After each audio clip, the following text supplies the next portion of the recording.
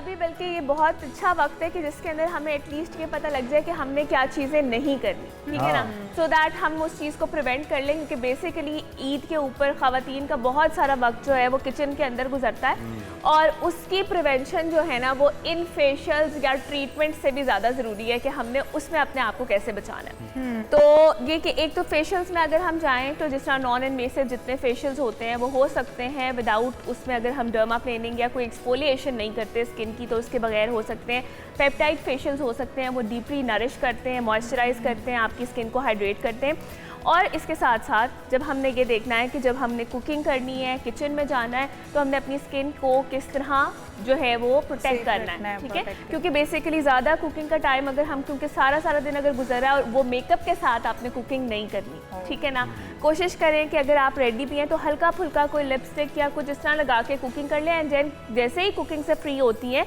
तो अपने फेस को प्रॉपरली वॉश करें, क्योंकि अगर आप वही पसीना आपके स्किन के ऊपर रह जाएगा तो पसीने के अंदर बेसिकली सॉल्ट्स भी होते हैं तो वो आपकी स्किन को नरम करते हैं, गला देते हैं, बैक्टीरिया के लिए एक स्पेसिफिक आपकी जो स्किन का कल्चर प्रिपेयर करते हैं जिसमें ईजी होता है पेनिट्रेट करना।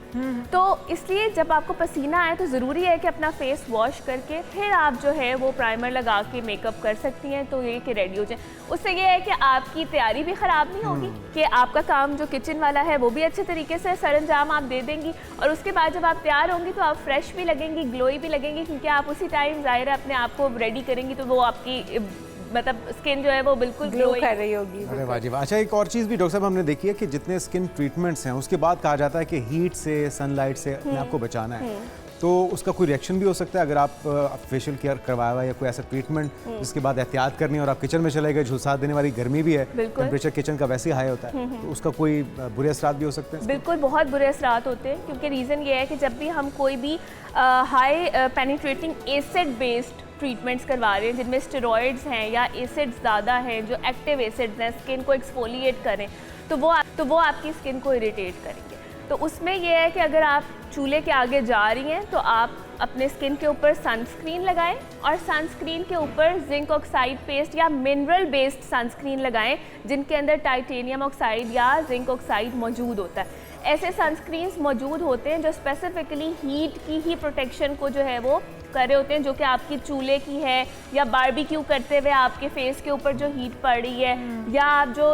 जाहिर है आप बाहर अगर आपका काम ज़्यादा आउटडोर हो रहा है, मर्द हजरात भी, खाली ख़वातीन नहीं, क्योंकि जाहिर है मर्दों ने जानवरों के साथ भी उनको देखना है, देखभाल करनी है, बाकी चीज़ों को भी बांटने भी जाना है, सारी चीज़ें करनी है, तो सनस्क्रीन जो है वो हमें लाजमी लगानी है जिसमें जिंक ऑक्साइड या टाइटेनियम ऑक्साइड के जो कंपोनेंट्स हैं वो ज़रूर मौजूद हो, जिसकी वजह से ये है कि वो वाइट कास्ट तो हल्का सा करती है बट वो आपकी स्किन के लिए ऐसे ही है जैसे आपने उसको एक पूरी जो है ना वो प्रोटेक्ट कर दिया, बिल्कुल कवरिंग दे दी। अच्छा, तो डॉक्टर मानूर, हमें जो स्किन प्रोटेक्शन है, स्किन सनब्लॉक्स हैं, वो कितनी देर तक दे सकते हैं? क्योंकि अगर हमने एक बार सनब्लॉक लगाया है और उसके बाद हमने मेकअप कर लिया है और 6-7 आवर्स या 5-6 आवर्स हमने अपने मेकअप को रखा है, तो हम कहीं बाहर आउटडोर में फिर रहे हैं, जा रहे हैं, तो फिर क्या हमें सनब्लॉक फिर से लगाना होगा, मेकअप अप्लाई करना होगा? टोटली डिपेंड्स अपॉन कि आपकी जो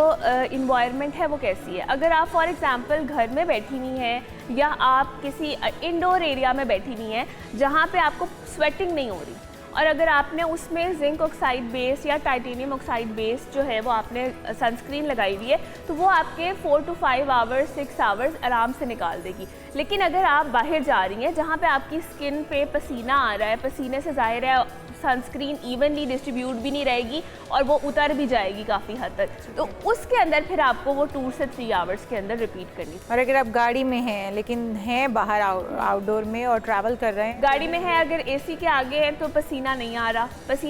रहा तो बहुत ज़्यादा आपकी वो मतलब ये कि ज़ाहिर है वो उतर नहीं रही जो आपने एक लेयर लगाई हुई है। अगर इस तरह का कोई सिनेरियो जैसे आप बाइक पे जा रहे हैं या कहीं, तो फिर आपने जैसे ही आप जहाँ पे भी उतर रहे हैं कोशिश करें कि वहाँ पे फ्रेश कर ले मेकअप को और हल्का सा पानी से वॉश कर। ओके। अच्छा, जिस तरह से आप कह रही थी कि कुछ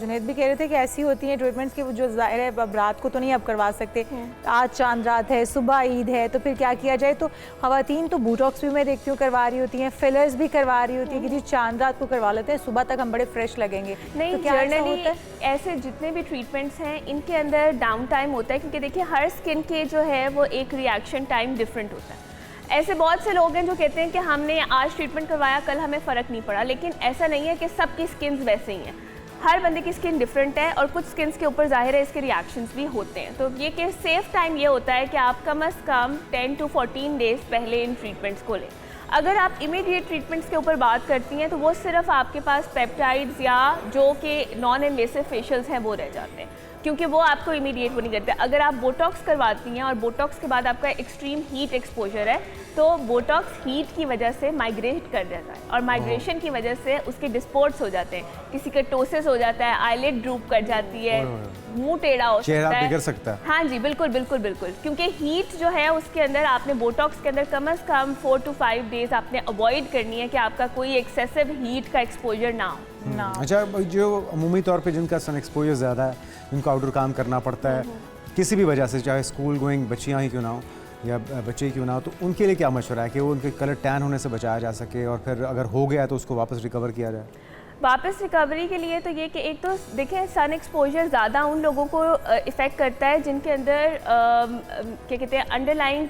न्यूट्रिशनल डेफिशिएंसीज भी हैं। जैसे फॉर एग्जांपल अगर किसी बंदे का आयरन कम है तो उसको एक नॉर्मल बंदे से सन एक्सपोजर ज़्यादा टैनिंग देगा। The reason for it is कि उसकी स्किन की इतनी ज़्यादा पोटेंसी नहीं है या इतनी ज़्यादा क्या कहते हैं नेचुरल प्रोटेक्शन नहीं है कि वो उसको रिपेयर करे या उसको वो harm of the UV rays से जो है वो बचाए। तो ये कि उसके अंदर एक तो ये कि आपके अंडरलाइंग न्यूट्रिशनल डेफिशिएंसीज नहीं होनी चाहिए, ठीक है। उसके लिए आप विटामिन डी आजकल बहुत ज़्यादा बच्चों में बहुत ज़्यादा कम है। आप ऑलमोस्ट तकरीबन अगर 8 बच्चे हैं तो उनमें से 2 या 3 के अंदर ये प्रॉब्लम होता है, ठीक है। विटामिन डी, आयरन, इनके लैब्स अपने बच्चों के लाजमी करवाएं और बड़ों के भी लाजमी करवाएं। अगर ये दोनों कंपोनेंट आपके कम है तो आपकी जो प्रोटेक्शन और इम्यूनिटी है वो रिड्यूस्ड होगी बॉडी के अंदर, तो इस चीज़ का ख्याल रखें। दूसरा ये कि जब अगर आपका ये बेहतर होगा तो इसमें आपको चांसेस कम है कि आपको यूवी रेस कम डैमेज करेंगी, उतना ज़्यादा नहीं करेंगी जितनी एक डेफिशिएंट बनने में करेंगी। और उसके अलावा ये कि जो सन प्रोटेक्शन है वो सिर्फ फेस के ऊपर ही नहीं लगाएं, आर्म्स पे भी लगाएं, जो exposed part of the area है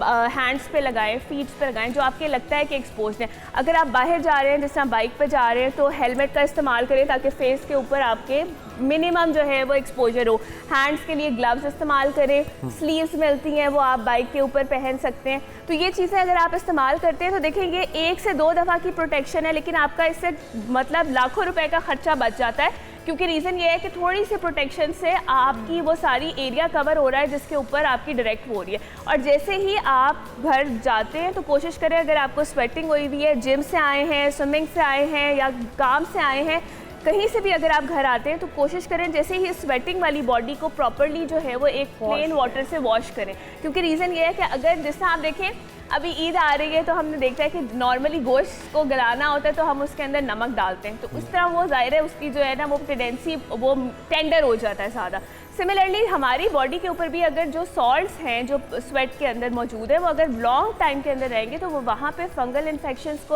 और बैक्टीरियल इन्फेक्शंस को स्प्रेड होने का चांस ज़्यादा मिलेगा, क्योंकि हमारी भी स्किन जो है वो टेंडर हो जाए। तो उसको प्रॉपरली रिंस करें, वॉश करें और फिर उसके बाद अपना वो करें, इससे आप फ्रेश भी महसूस करेंगे और आपकी जल्द भी डैमेज से जो है वो बच जाएगी।